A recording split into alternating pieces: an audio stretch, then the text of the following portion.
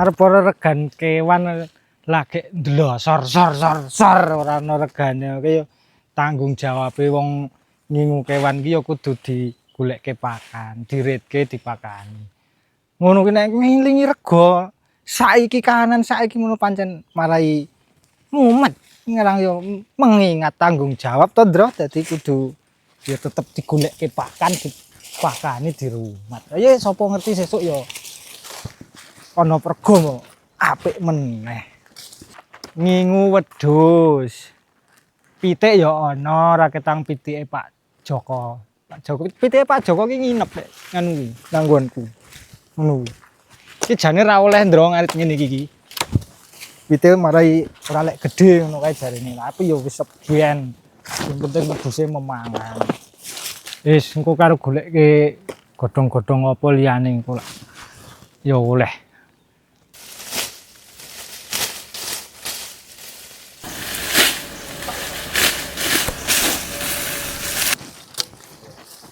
Wis ya Ndro tak olehne lehku ngarit soalnya aku ki mau kangsenan karo Mbah Jono. Mbuh arep napa kok ngampirke engko nek bali kudu mampir ngono ki arep nehi apa. Aku lek tak olehne engko lek mampir ning Mbah Jono.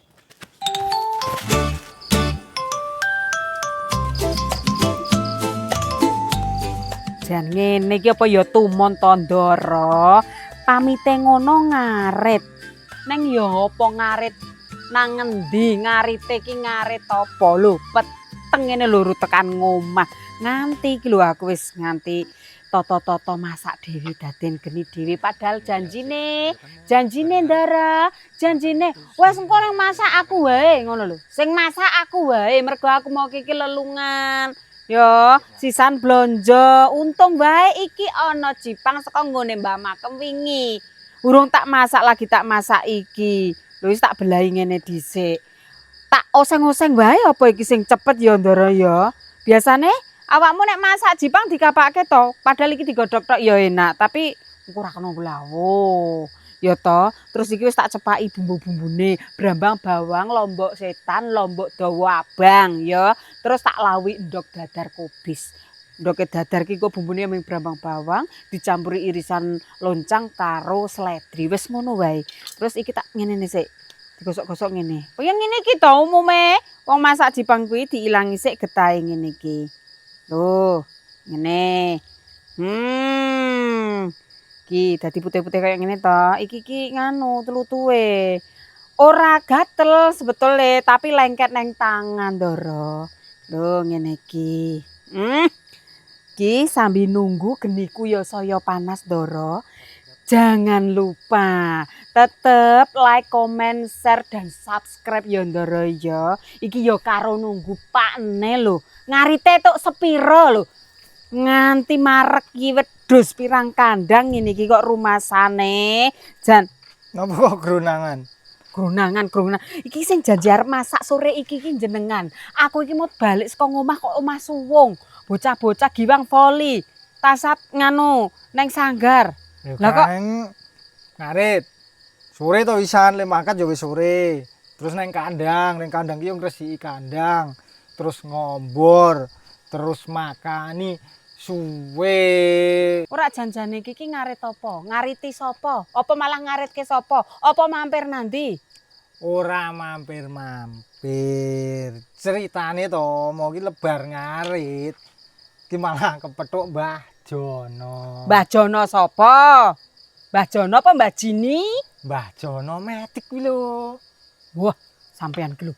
Ora sopan ngono kuwi. Awake dhewe sesuk ya tuwa kok Mbah Jono metik. Wis dong mendeklarasikan nek metik ki yo Mbah Jono dhewe kok. Aja ditiru ya, Ndra. Aja ditiru. Ora Lah, sopan njuk rupiah sepuh kok ya. Lah iki penak Ngobrolke apa?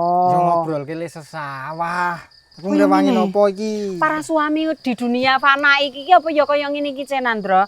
Kok mencela-mencele perkara ketemu Mbah Jono nglalekke janjine. Iki aku ngrewangi napa? Kenya iki ngocek iki wae aku sing tak ngrajang bumbune. Wah ralek bali.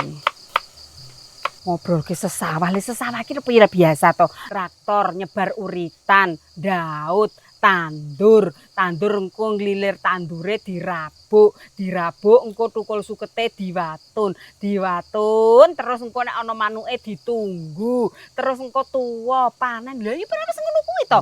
Kok iso suwene lho. Secara teori ki ya ngono kuwi ning rak ya jeneng wong sesawah ki ya ora njuk semudah sing dibayangkan.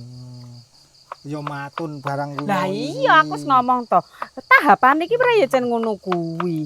Kok ya kalau mangsane ana hama barang to keserang ngomong ngono kae. Jaman saiki nek ming perkara hama obat terjual bebas. Kari-nari arep tuku sing larang apa sing murah. Jaman saiki iki tetanen iki ya larang. Obat larang, rabuk larang ngono kae.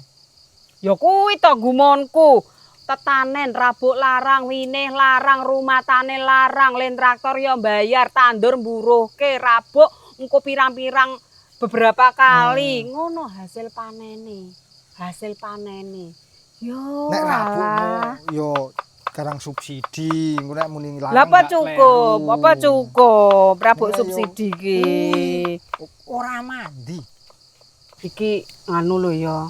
Ngopo? Ndoro-ndoro do ngrungokke lho jarine rabuk subsidi ora mandi, ora marai lemu tanduran. Ora lek modot. Nanggonamu Suwe ora. ngono maksude iki lho. Nek ora telaten ya tuku sing ora bersubsidi. Dadi modote iki suwe ngono. Nek le mandi iki mandi ming Suwe. ora lek ketok ijo ngono lho. Pecah. Oh lah,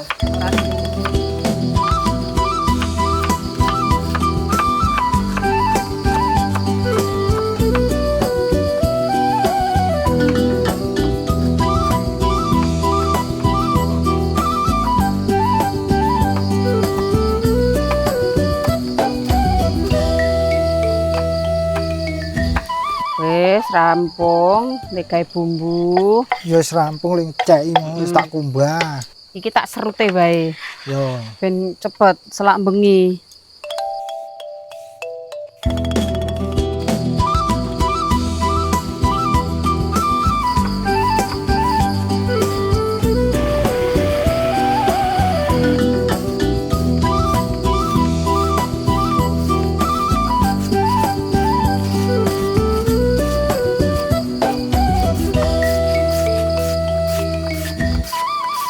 Wis mbok tak wadah mangkok sisan. Kono cisanku nggo dadar endoke kuwi nggo nyeplok endoke. Wis iki aku srawani nek wis sak mene-mene engko malah tanganku sing kena serut. Wis, loro jane lho. Tumpangke wajane, digongso bumbune ya, Ndra. Wis, loh, cegukke.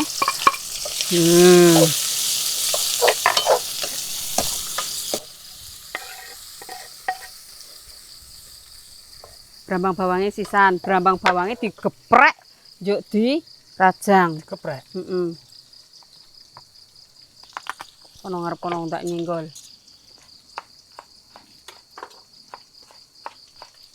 Iya ora apa-apa.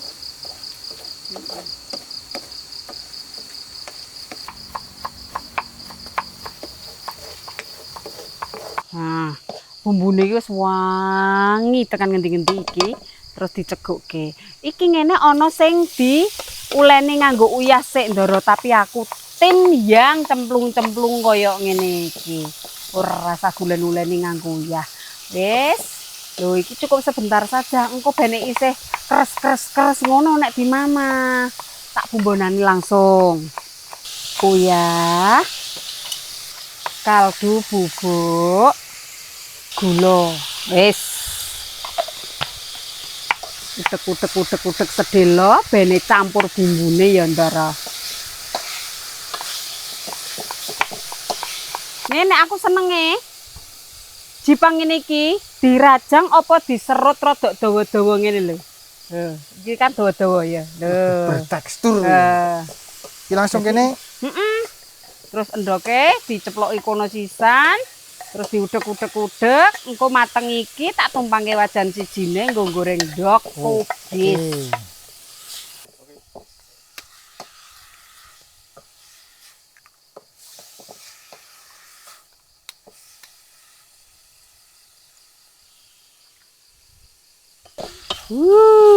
Wes jan asli mung sedilit banget ya Ndara iki. Wes lho. Iki sik renyah kae. Dadi sik krasa legi saka jipange ngene iki. Menu satset neng mesti satset ngetekke sego ngene iki. Iki jenenge ndok apa, Mbok? Ndok kobis. Ndok kubis. Mergo endok dicampur kobis iki mau wis kabeh uyah wis. Wis. Oke, iki api kecil ya Ndara. Cemplungke cemplung. Sepisan wae ngene. Terus dilentreng-lentreng. Lho.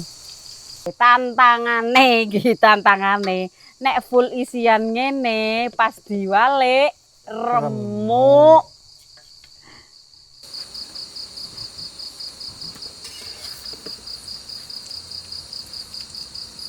Sabar.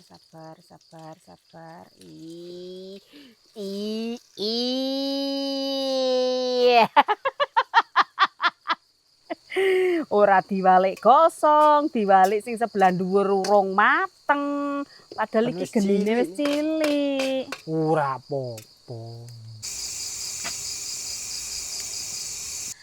Ayo lah nganti berdebar-debar. Padahal aku wis tak siapi. Iya.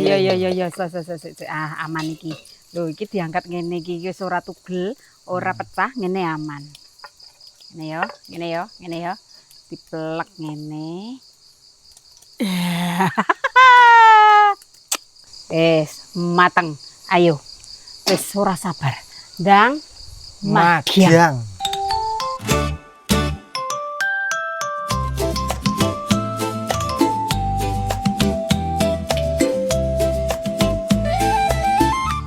Loh, sego lho karek semene lho. Iki wis diciduk-ciduk nang piring kaya ngene. Ning omah ya ora ngomongi. Wis tak paru. Lah ya mungkin ngomong rek ya karo ngliwat. Cukup lah semene iki. Wah, wis jan. Wong lanang ku nek nang omah jan ora ono tonjo-tonjone. Tonjo. Gak nesu aku ki kok malah. Rasa nesu. Sunan yo nopo. Cuil. Panas sisian. Bismillah.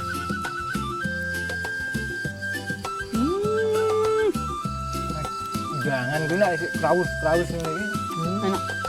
Sip. Ya jalan Ndara. Endok kopis. Jarang-jarang tau goreng endok kopis. Oke. Endok kopis dadinya oke. Endok papat wis ngono kae. Kandel-kandel lho. Kandel lho iki. Kok bisa? Sing versi basah. Tapi gandeng. Yang gue pilih tadi urak-arik.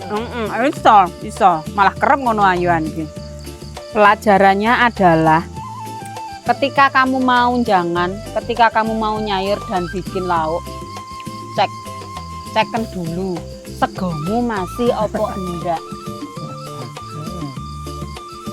Wis peng-pengan wis peng-pengan gawe lauk, toto-toto arep nyiduk sego entek. Wah, kamu kok enake kan nek anget. Wes Yandra, tetap selalu nonton Pawon Mbok Wiryo hanya di Mbok Wiryo Channel. Jolali subscribe, jolali like, jolali komen, jolali share. Pawon Mbok Wiryo, masak ndara. Rasane piye? Tonjon ndara.